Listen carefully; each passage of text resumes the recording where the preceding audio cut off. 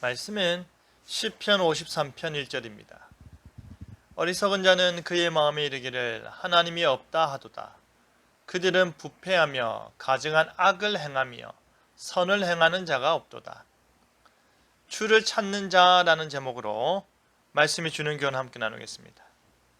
시편 14편과 거의 유사한 본 시편의 표제어는 마할랏에 맞춘 노래라 되어 있습니다. 이 말은 슬픈 음률에 맞춘 노래라는 뜻입니다. 1절에 어리석은 자는 그 마음에 하나님이 없다 하는 자라고 합니다. 그들은 살아계신 하나님의 존재를 거부합니다. 그들은 자기들 주변에 수많은 우상들이 존재함을 알고 다양한 신앙을 소유한 자들이 있음을 보면서도 그 마음에 하나님이 없다고 여깁니다. 더더욱 하나님께서 이스라엘 백성들 가운데 어떻게 구원을 베푸셨는지, 어떻게 언약에 신실하셨고 어떻게 은혜를 베푸셨는지 그들이 똑똑히 보았음에도 불구하고 이스라엘에는 하나님이 없다고 주장하는 것입니다. 하나님의 위엄과 존귀를 두려워하지 않는 사람을 가리키는 말입니다. 다윗이 말하기를 하나님은 없다, 하나님은 안 계신다 말하는 자들은 부패하였다 합니다. 한마디로 말해 그들은 썩었다, 그 안에 생명이 없다는 말입니다. 생명이 없으니 참될 수 없다는 말입니다. 썩어 고인 물에 좋지 않은 것들이 몰려들고 좋지 않은 것들이 만들어지듯이 그들은 하나님께서 보실 때에 너무나도 가증한 악을 행하는 자들입니다. 선보다는 악을 행하고 의보다는 불의를 사랑하고 정직보다는 반칙이 편하고 하나님보다는 세상 권력자가 훨씬 중요한 자들이 바로 부패하여 악을 행하는 자들입니다. 하나님께서 이와 같은 자들을 볼 때에 어찌 진노하지 않으시겠습니까? 이제 2절을 보시면 어리석은 자에 대한 하나님의 입장을 다루고 있습니다. 여호와께서 하늘에서 땅의 사람들을 굽어보신다는 것입니다.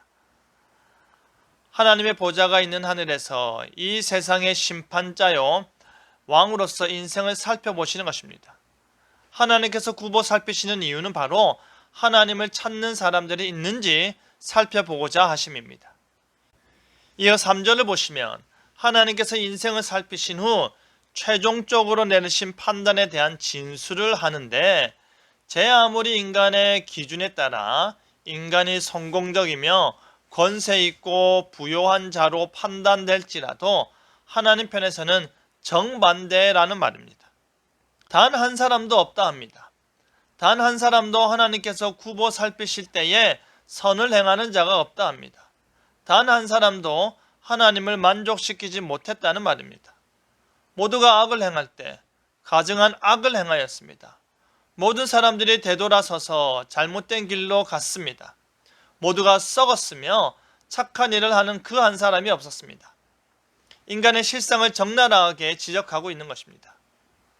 하지만 탄식으로 시작하는 이 노래는 6절을 보면 구원에 대한 확실한 소망으로 본시를 마무리하고 있습니다. 제 아무리 악한 사람들이 득세한다 하더라도 결국에는 이스라엘의 구원은 그들에게 이루어진다라는 것입니다.